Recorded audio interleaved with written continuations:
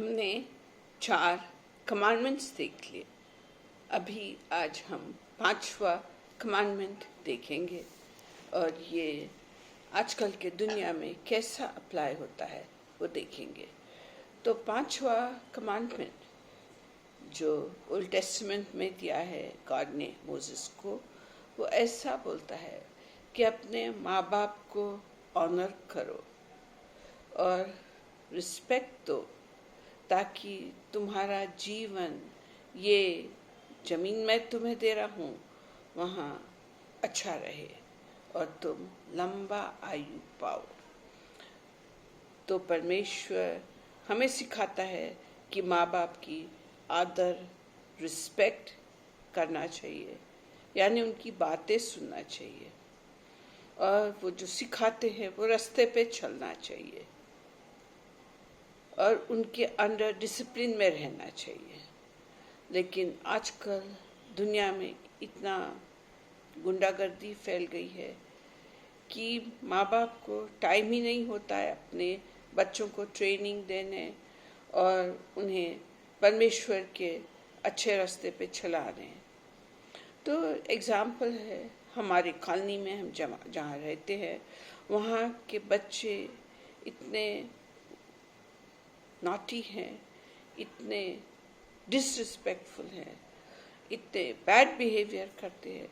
तो हमारी पीढ़ी जो उन्हें देखती है, हमें लगता है कि वो बड़े होके टेररिस्टी या गुंडे बनेंगे, इतना खराब बिहेवियर है। और उनके माँ बाप को हम कुछ बोले कि तुम्हारा बेटा या बेटी ऐसा कर रही है, तो माँ बाप बोले हम क्या करें, हमारी बात हमारे बच्चे सुनते नहीं हैं। तो माँ बाप अपनी रिस्पॉन्सिबिलिटी है वो सोसाइटी पे फेंक देती है। लेकिन हम देखते हैं कि जो रूट ऑफ सोसाइटी है, जो मूल जड़ सोसाइटी का है, वो है फैमिली। और ये फैमिली में बच्चों को हम अच्छे तरीके से नहीं पढ़ाए, रिस्पेक्टफुल टू सीनियर्स नहीं बताए और गुड सिटीजन्स बनने का उन्हें मेथड्स नहीं सिखाए, तो यही बच्चे सामने जाके बड़े बड़े पॉलिटिशियंस बनेंगे, जो ब्राइब लेंगे, झूठ बोलेंगे, मारपीट करेंगे और गुंडागर्दी करेंगे, लोगों की जान ले लेंगे ताकि उनका रास्ता बन जाए।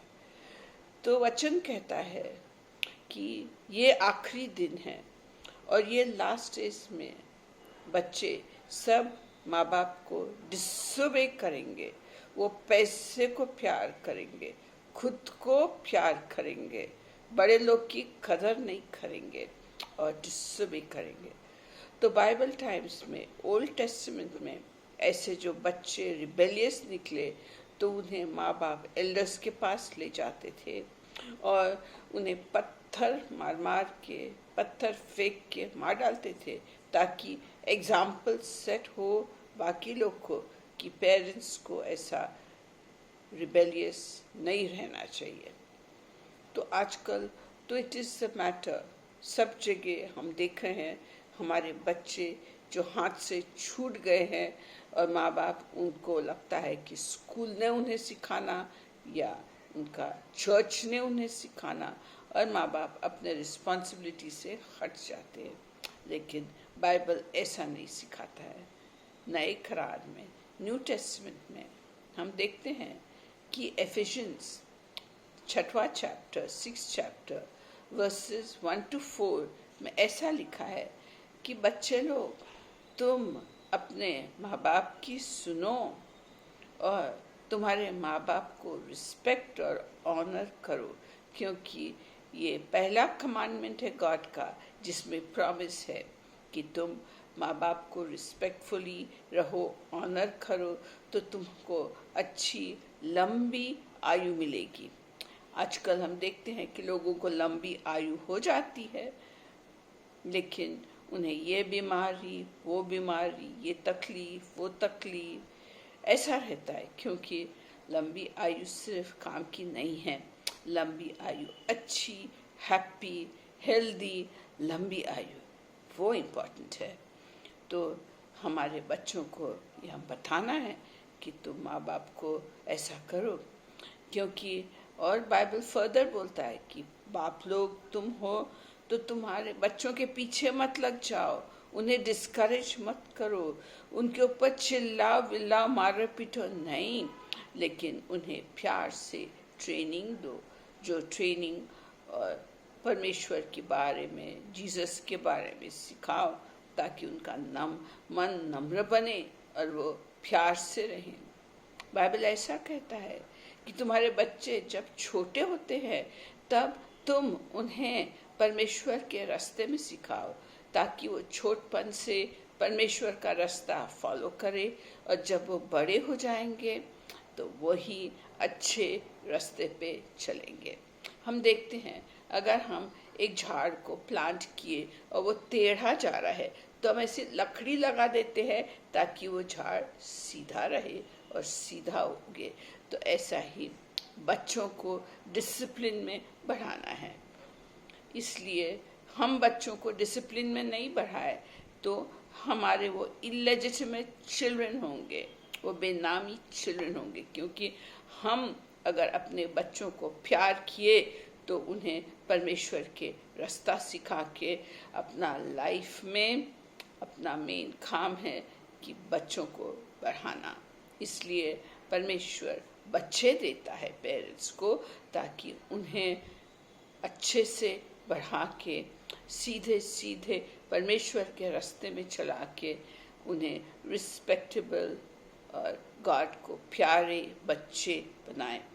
तो हम देखते हैं कि जीसस, जब यीशु प्रभु छोटा बच्चा था तो वो उनके माँ बाप के साथ नाज़रेत में था, और वो माँ बाप की बात सुनता था, उन्हें ओबे करता था, और इसलिए यीशु प्रभु अक्ल में बढ़ा, उसके बॉडीली ग्रोथ अच्छी हुई, और गॉड के साथ उसका अच्छा रिलेशनशिप रहा, और सोशली लोगों के साथ भी उसका जीवन अच्छे तरीके से था। तो हमारे बच्चों को यही लाइन में हम पढ़ाना है कि उनको उनका इंटेलिजेंस बढ़ाने हम प्रभु का वचन सिखाना है। क्योंकि जो बाइबल वचन है, उसके वचन है, वो जिंदे वचन है, अलाइव वचन है, और वो फल उगता है। बाइबल वचन पढ़ने से फल उगता है, और वो फल बहुत मीठा होता है। काय का फल उगता है?